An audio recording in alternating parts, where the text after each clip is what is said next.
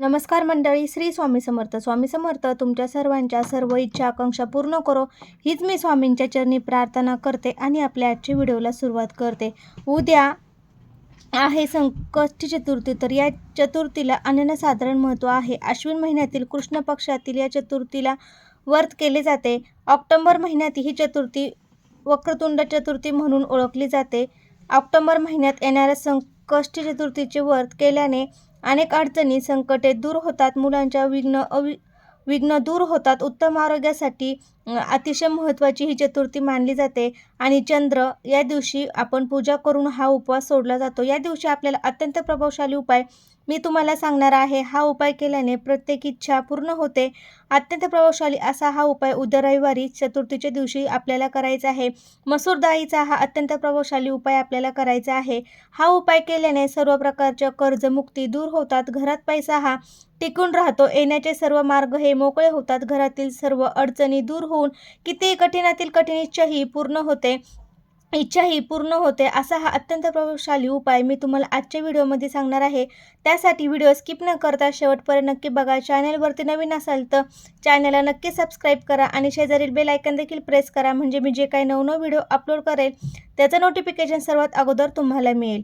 संकष्टी चतुर्थीच्या दिवशी अनेक जण व्रत करतात. या दिवशी व्रत केल्याने विघ्न हरता बाप्पा लवकर शुभ फळ देतात. असे म्हटले जाते की हे व्रत केल्याने जीवनातील सर्व संकट दूर होतात. ऐश्वर्य, सुख, सौभाग्य वाढते आणि आपण हा जर उपाय केला तर आपल्या कर्जातून मुक्तता होते. रविवारी संपूर्ण दिवसभरामध्ये आपल्याला हा उपाय आहे तर तो आपल्याला करायचा आहे. जेव्हा तुम्हाला शक्य होईल त्या वेळेमध्ये तुम्ही हा अत्यंत प्रभावशाली उपाय आहे तो करायचा आहे. तुम्हाला सर्वप्रथम सकाळी लवकर उठायचं आहे. उठल्यानंतर स्वच्छ स्नान करून कपडे परिधान करायचे आहे.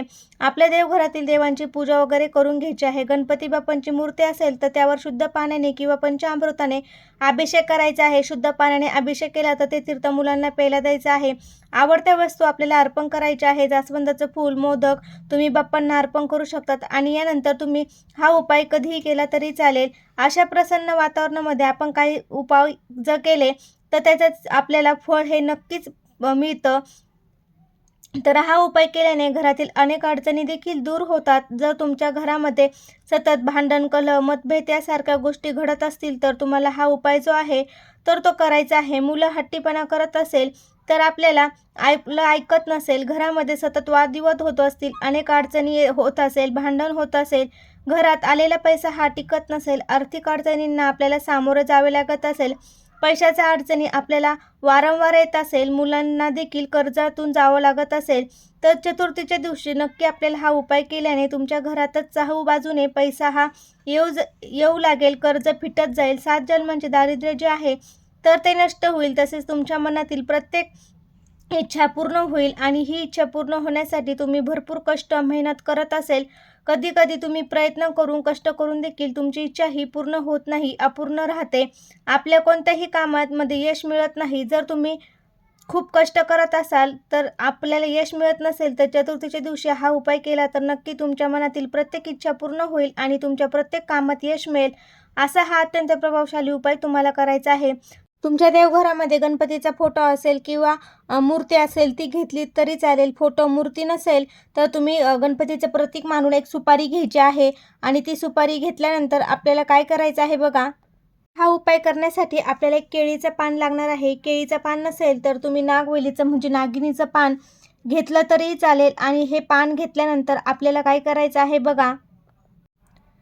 ते तुम्ही नागिनीचं पान देखील घेऊ शकता. हे पान घेतल्यानंतर थोडासा शेंदूर आपल्याला आहे तर तो शेंदूर त्या पाण्यामध्ये मिक्स करून आपल्याला ह्या केळीच्या पानाला आपल्याला स्वच्छ धुवून वगैरे घ्यायचं आहे. आणि धुवून घेतल्यानंतर केळीच्या पानावर तुम्हाला एक त्रिकोण काढायचा आहे. आणि त्रिकोण काढल्यानंतर आपल्याला मूठभर मसूर डाळ घ्यायची आहे. आणि मसूर डाळ घेतल्यानंतर जो त्रिकोण काढला आहे त्या त्रिकोणामध्ये आपल्याला ही मसूर डाळ ठेवून तो त्रिकोण आपल्याला तयार करून घ्यायचा आहे. आणि जेवढी मसूर डाळ त्या त्रिकोणामध्ये बसेल तेवढी आपल्याला टाकायची आहे. जर तुम्ही केळीचं पान घेतलं असेल तर त्यामध्ये भरपूर मसूर डाळ बसेल. जर तुम्ही विड्याचं पान घेतलेलं असेल तर त्यामध्ये थोडीशी डाळ बसणार आहे. तर तुम्हाला या पानाचा विडा बनवायचा आहे आणि त्यावर एक लवंग तुम्हाला खोचून ठेवायची आहे. संपूर्ण दिवसभर तुम्हाला हा विडा तेथेच तुमच्या देवघरामध्ये गणपती बाप्पांच्या मूर्तीसमोर किंवा फोटोसमोर ठेवायचा आहे.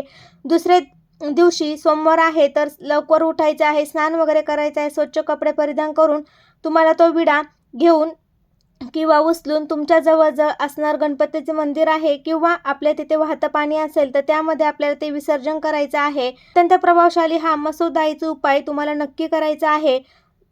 ज्यांना ज्यांना जमेल त्यांनी हा उपाय आवर्जून करायचा आहे.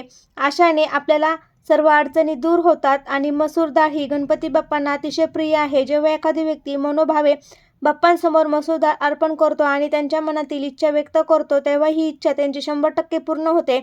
या दिवशी तुम्ही गणपती बाप्पांच्या मंदिरामध्ये जाऊन सुद्धा गणपती बाप्पांच्या चरणाशी तुम्ही मूठभर मसूर डाळ अर्पण करू शकता. ही मसूर डाळ अर्पण केल्याने गणपती बाप्पा प्रसन्न होतात आणि आपली इच्छा मनोकामना ही पूर्ण करतात. जीवनातील अनेक अडचणी संकटे दूर होतात. त्यासाठी आपल्याला हा उपाय करायचा आहे. तर तुम्ही विड्याचं पान घेतलं असेल तर खूप छोटा हा तुमचा विडा तयार होणार आहे आणि तुम्ही जर केळीचं पान घेतलं असेल तर तुमचा हा खूप मोठा असा विडा तयार होणार आहे.